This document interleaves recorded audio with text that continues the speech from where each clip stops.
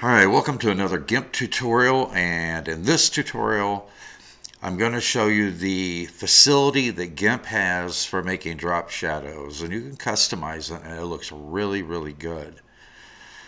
And then I'm going to show you the method that I came up with for creating drop shadows, and they look just as good, and if you tweak them a little bit they'll look even better than the built-in facility using a filter. And the way that I do it has a lot of advantages to it. It's more work, but usually things that work out much better usually require a little more work.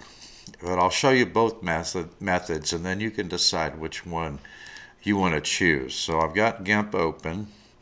I'm going to go ahead and I'm going to create a new file, and I'm going to make it 1920 by 1080 in size.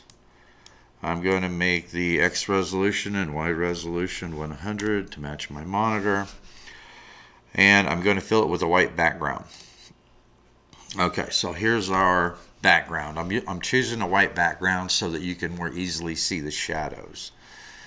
Okay, so then I'm going to open my logo. Okay, and then I'm going to go and I'm going to edit and I'm going to copy it. I'm going to go to the new image that we just created with the white background. I'm going to right click, I'm going to choose edit, and I'm going to paste, and I'm going to paste as a new layer so that it's completely separate from the background. And then I'll bring it up here so you can see it. Alright, so now we're going to use the built-in facility that GIMP has for creating a drop shadow. So if I right click, and I go into filters, and I go into light and shadow, and I select drop shadow, and then it's going to bring up a dialog here that we'll be able to tweak our shadow with. So I usually set my opacity somewhere between 50% to 80%, depending on what kind of background I have. You know, the greater the less the opacity, the softer the shadow. The higher the opacity, the more crisp the shadow, the darker the shadow. So you'll see both terms used. Transparency and opacity are two heads of the same coin. So if it's 50% opaque, it has 50% opacity, it also has 50% transparency, and vice versa. Transparency set at 50% will be 50% opaque. So let's move our slider up to, let's just make it 70%, around 70% so that you can see it. And then you have your Y and your X offset here and your blur radius. Now the blur radius, the size of the blur radius is going to depend on the size of the object. You know, you don't want a huge shadow for a small object, and so you don't want a very large blur radius either. So I'm going to set this, let's set it for about 6%, and you can enter this directly.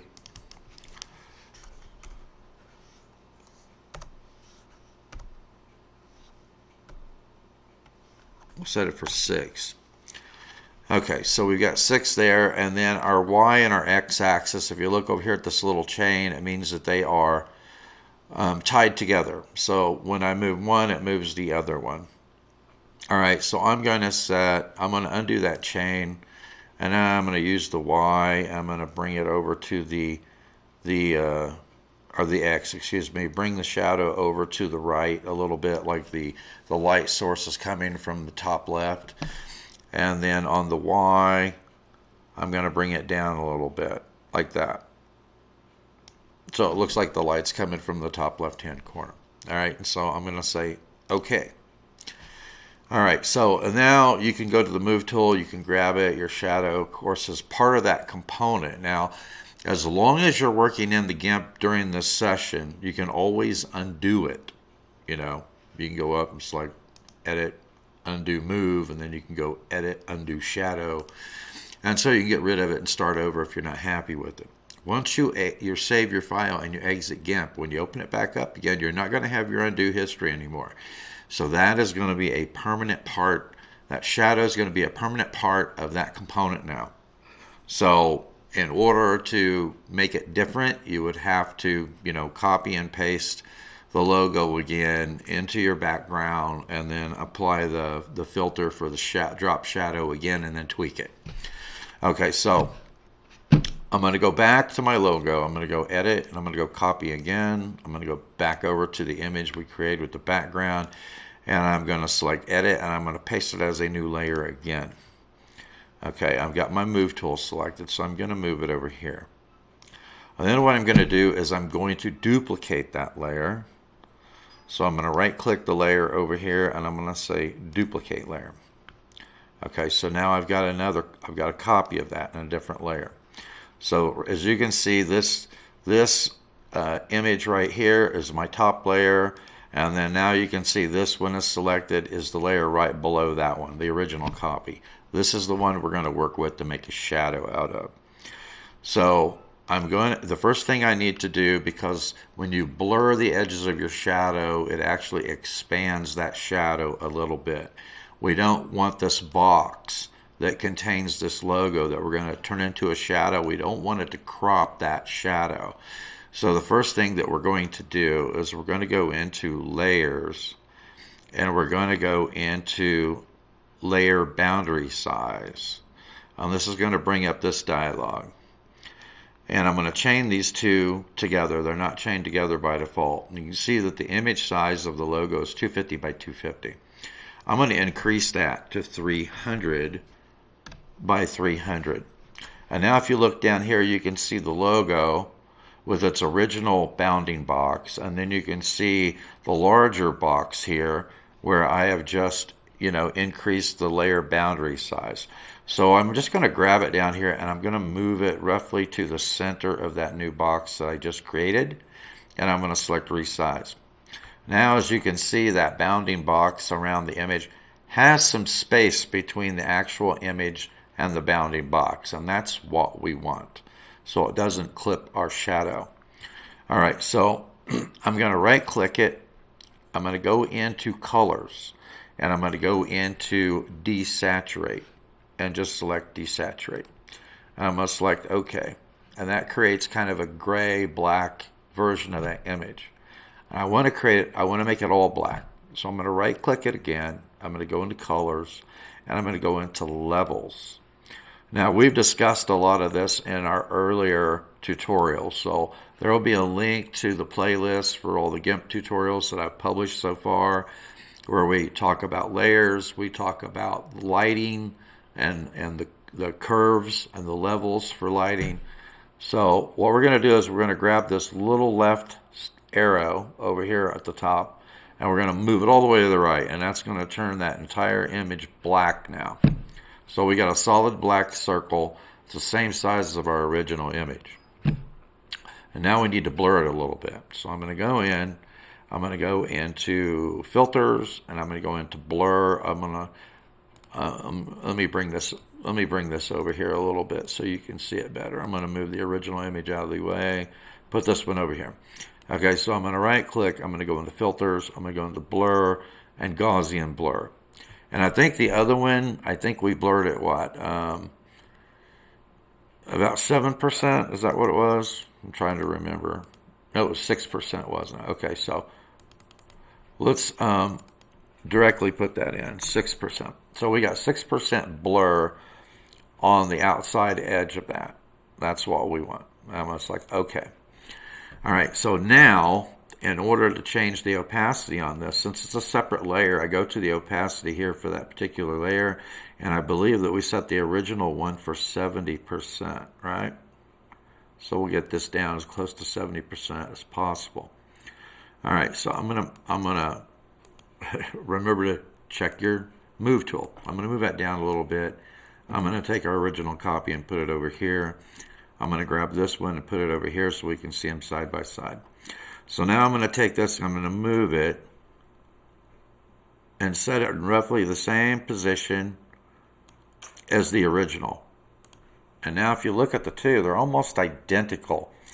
What I created, the shadow that I created, looks just as good as the filter that's built into GIMP. The biggest advantage to the one that I created is it's on a completely separate layer. So if you save, when I save this file and I load it back up again, even though I no longer have my undo history to undo it, I can still, since this is still part of the image as a separate layer, I can go in and I can tweak that shadow however I want. I can hide it so it doesn't exist anymore. I could show it again. If I want to, select my move tool here, I can move it over to the other side so that it looks like the light is coming from the bottom right instead of the top left. I can change the opacity. I can make it harder. I can make it lighter. So I still have the ability to modify this as much as I want.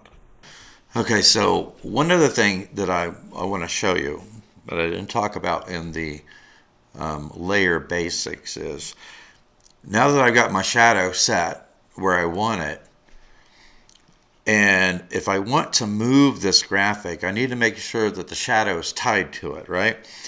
So if you go over here on this left-hand column right here next to the eye, if you click that, let me see, make sure I got the right layers. Okay, so if you click that, you'll see that little chain. Okay, so that's my shadow layer. And if I go up here and I select the chain on the top layer, which is my image. So I've got the image and the shadow layers chained together. So now when I select my move tool up here, if I want to move it somewhere, my shadow goes with it, right? Because the two layers are chained together.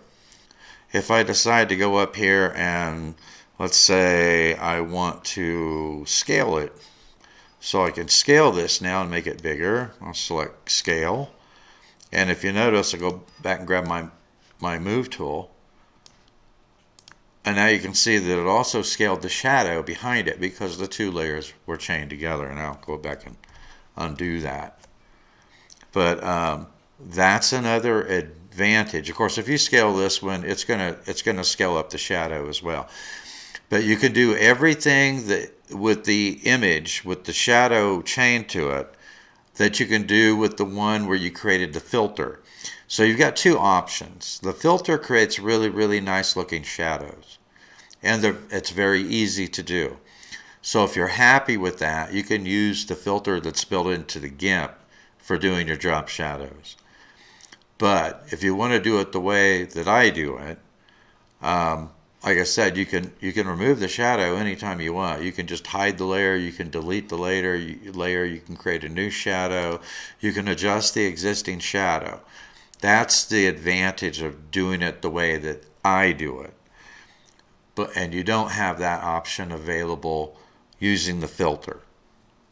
But both options are available to you. That's the way I prefer to make shadows. You can make the shadows, if you tweak it a little bit, you can make the shadows look even better than they do with the built-in filter, because you can continue to tweak it over and over and over. Once you set your parameters in the filter and apply it, you've got to undo the entire shadow and then redo it again. The way I do it, you could, if I want to change the opacity, let's say I want to change it way down, I'll put it about around 25% opacity.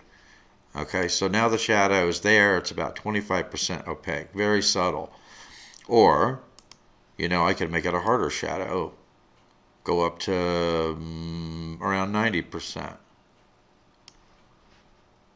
And now if you compare that shadow with the one that was created by the filter, it's a harder shadow, it's a darker shadow. So, and I can, like I said, I can put it back the way I had it. I can put it at whoops, I'm on the wrong layer. I can put it back to 70%. See what I mean about protecting your layers from my layers tutorial? I had the wrong one highlighted there when I was changing the opacity. Okay, so now I've got it back to 70% opacity. It looks almost identical to the one created by the filter available in GIMP, except that I've completely shifted it so that it looks like the light is coming from the bottom right-hand corner instead of the top left-hand corner. So it's just a much more versatile way of creating shadows. So anyway, that wraps up this episode. Stay tuned. We will get into more and more details as time goes along. I will see you in the next episode.